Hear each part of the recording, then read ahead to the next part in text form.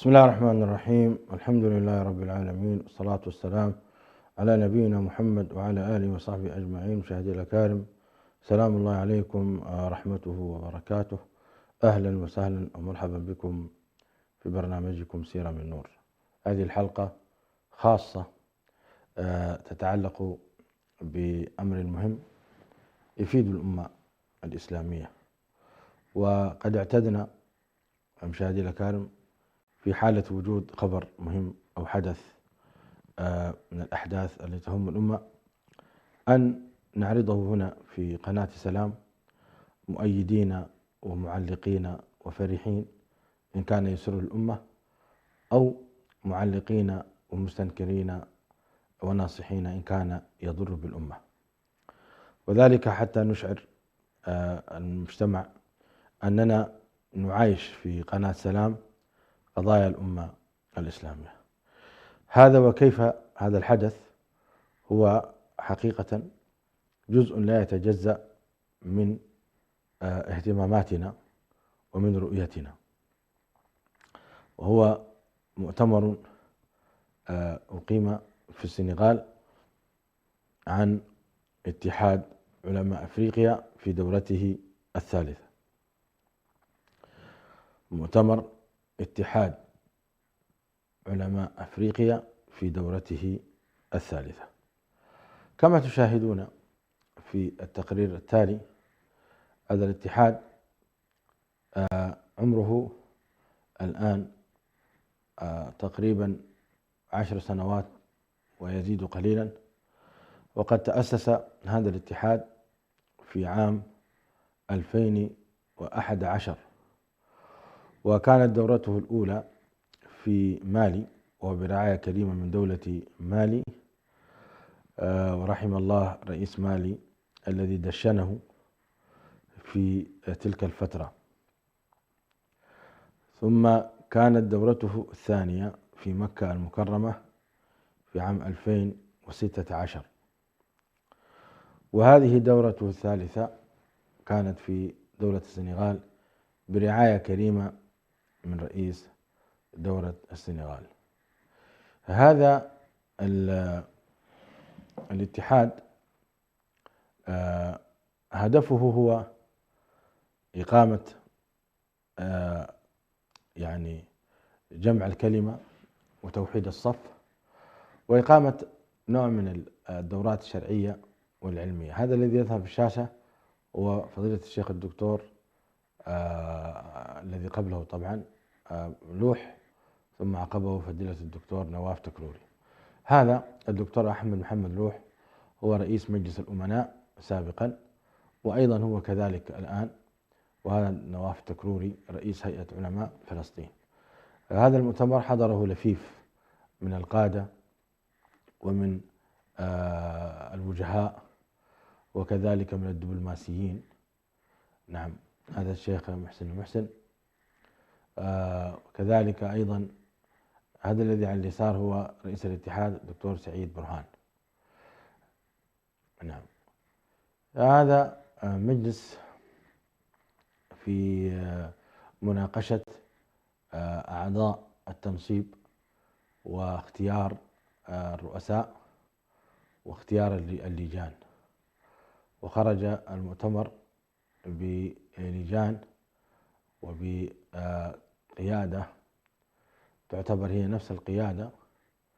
نعم، وكانت إريتريا حاضرة كما تشاهدون، حضرت هذا اللقاء بمشاركة. كذلك حضر أيضا مجموعة من علماء أثيوبيا، على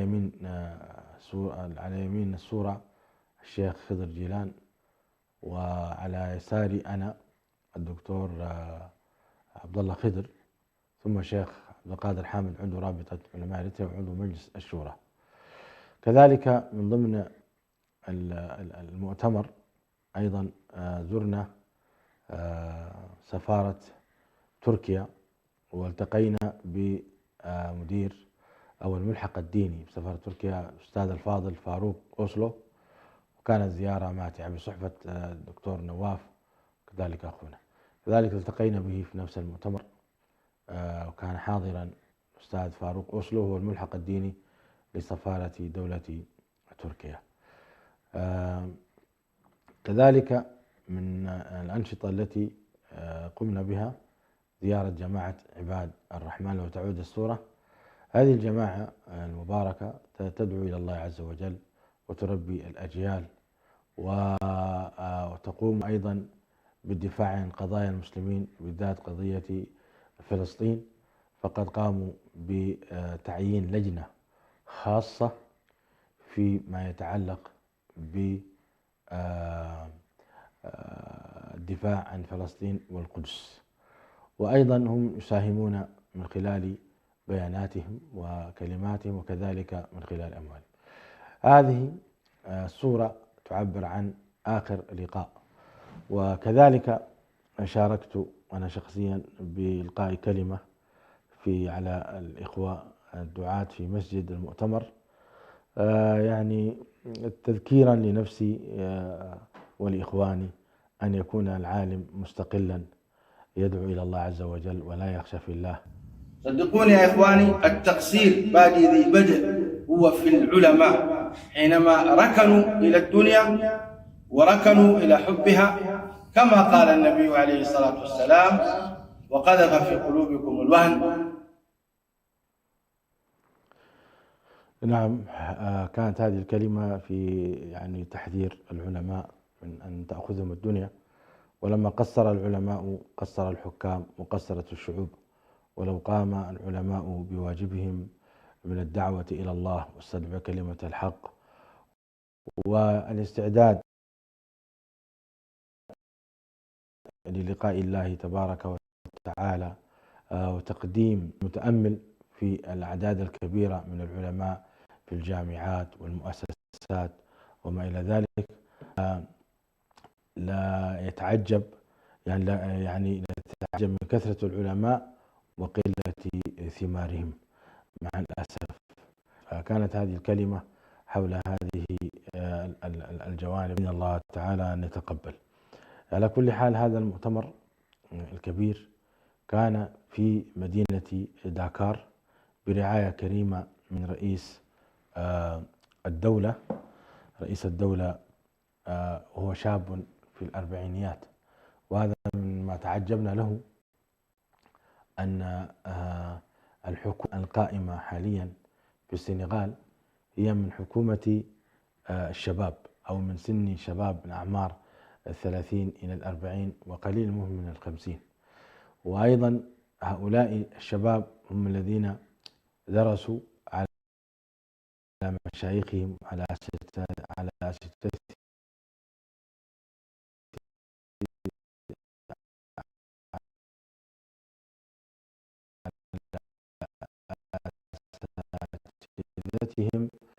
من من الدعاة. فهؤلاء الشباب يعني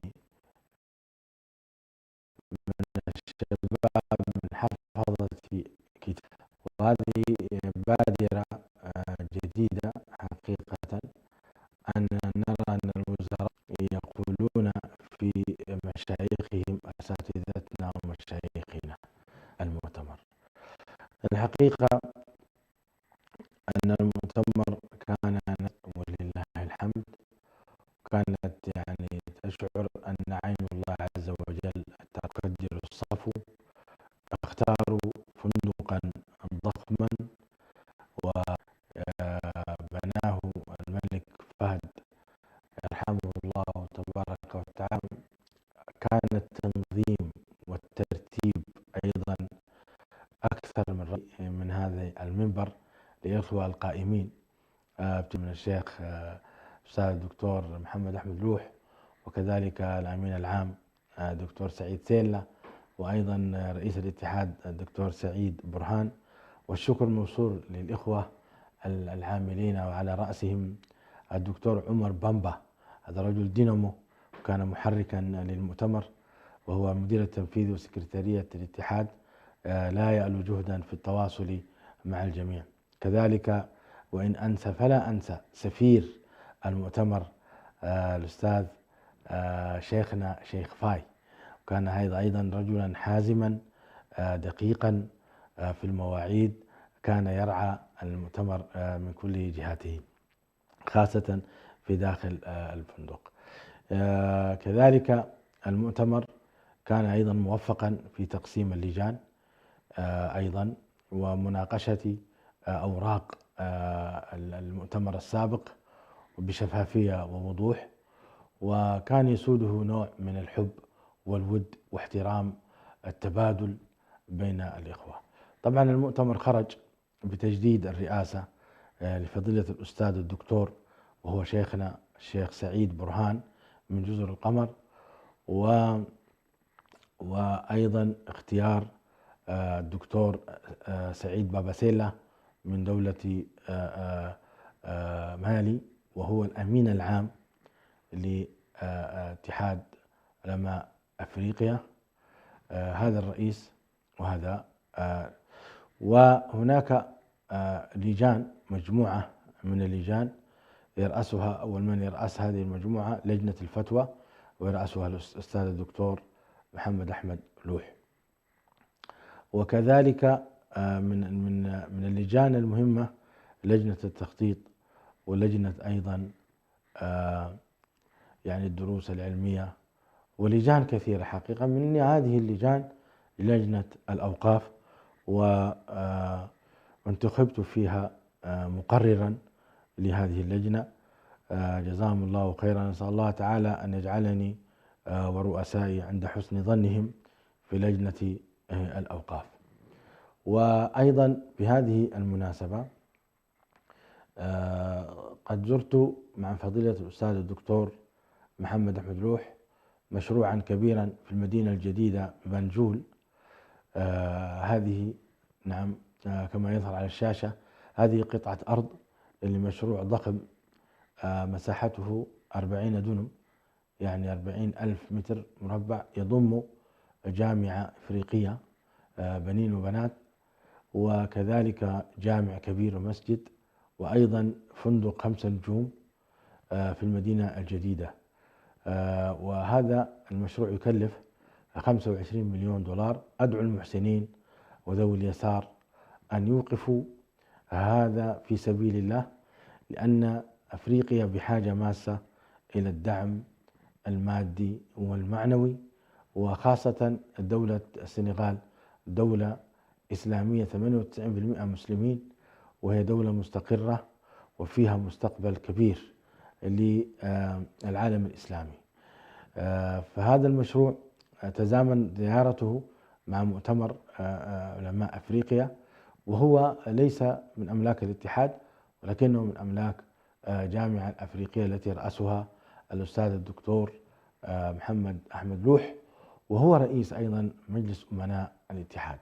وعلى كل حال هذا المشروع نوعي سيكون له فائدة كبيرة بمشيئة الله تبارك وتعالى للعالم بأسره، ولا أقول فقط لأفريقيا جنوب الصحراء. إذن لعلكم تشاهدون أيضا في نهاية الحلقة المخطط التخيلي الافتراضي لهذا المشروع.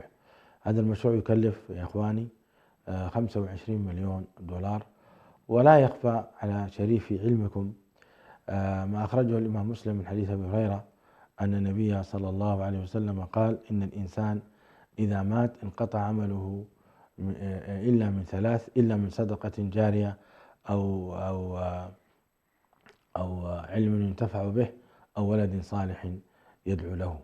فالأوقاف بلا شك هي من أفضل السبل لرعاية العلماء ولرعاية العلم.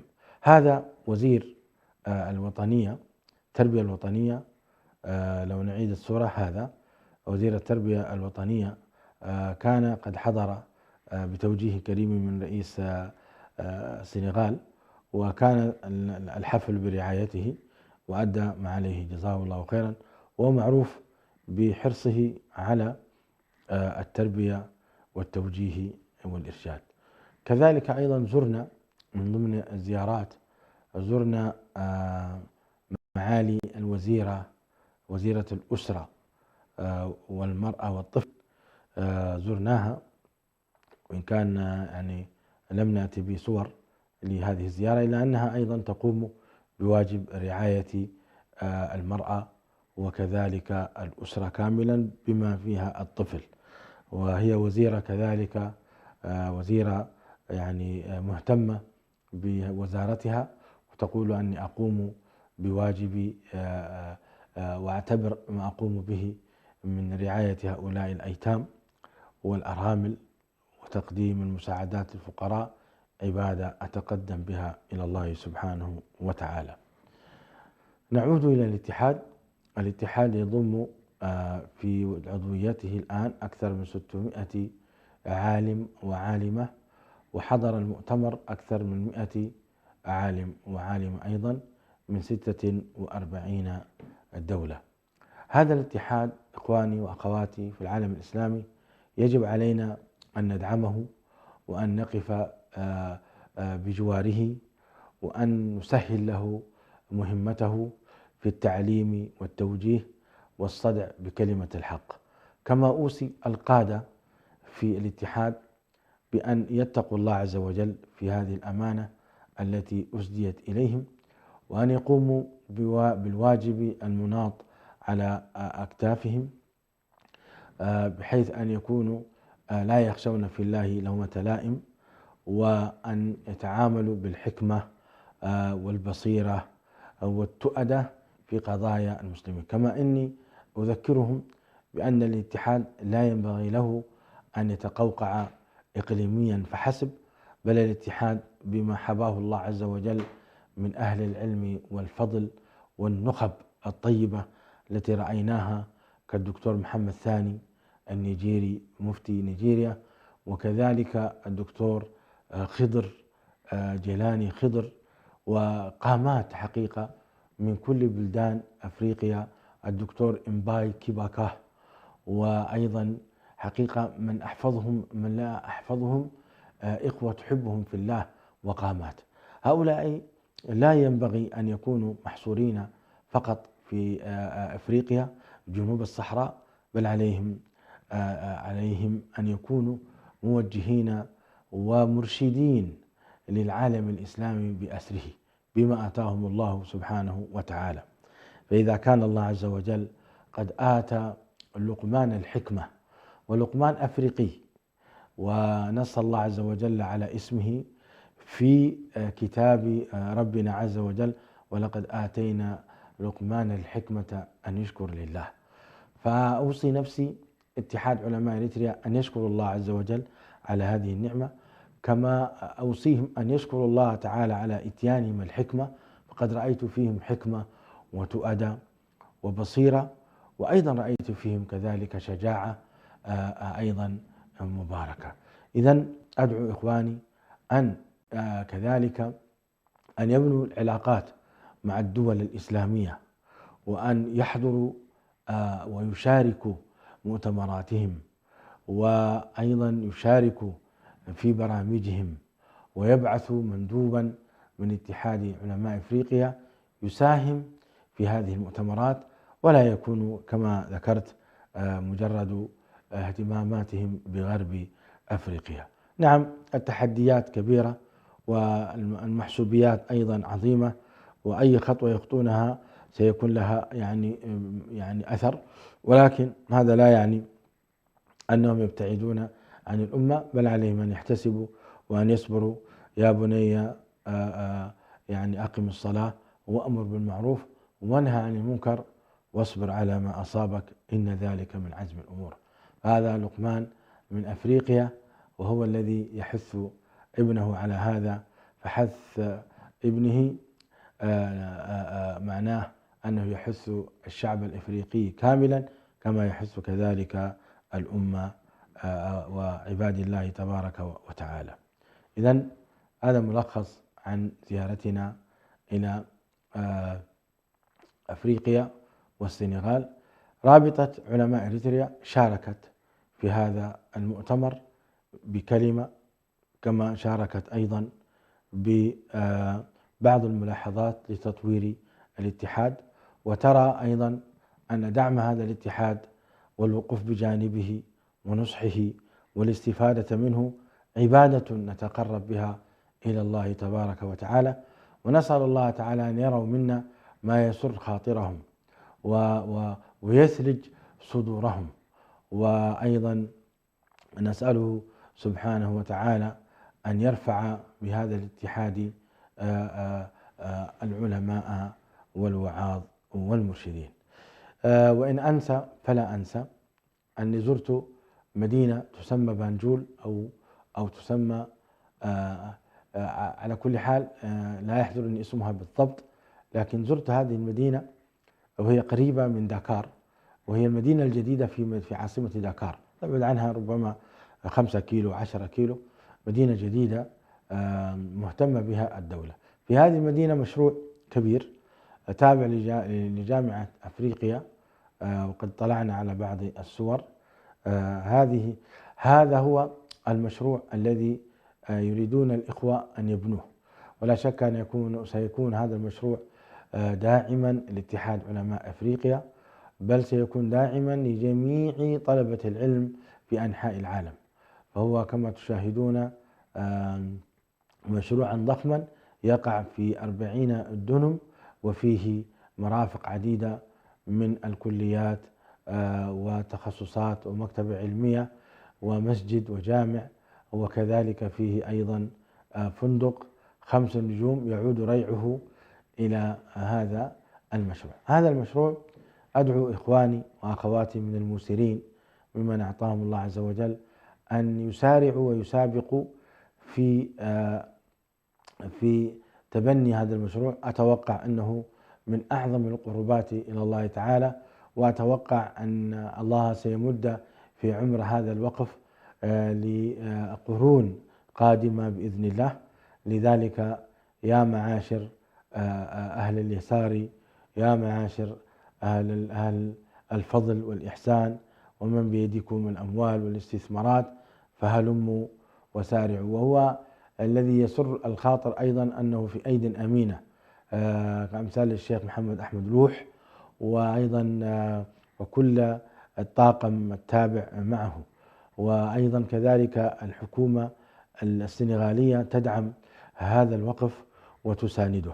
فإذا كنا قد حرمنا أن نقيم مثل هذه الأوقاف في إريتريا، فلا أقل أن نقيم هذه الأوقاف في أفريقيا.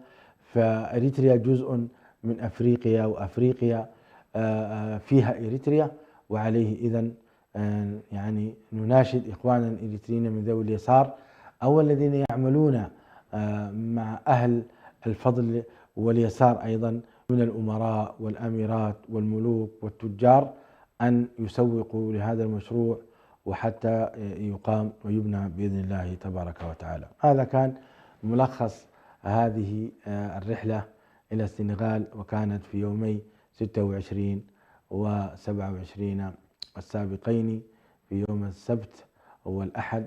ونسأل الله تعالى أن يكتب لنا ولكم الأجر والثواب، وأن يوفقنا دائما لكل خير، وأن يختم لنا ويجمعنا، وأن يختم لنا بخير ويجمعنا بنبينا الكريم محمد صلى الله عليه وسلم. حتى ألقاكم في الأسبوع القادم نواصل الحديث في شرح صحيح البخاري في سيرة حبيبنا محمد صلى الله عليه وسلم.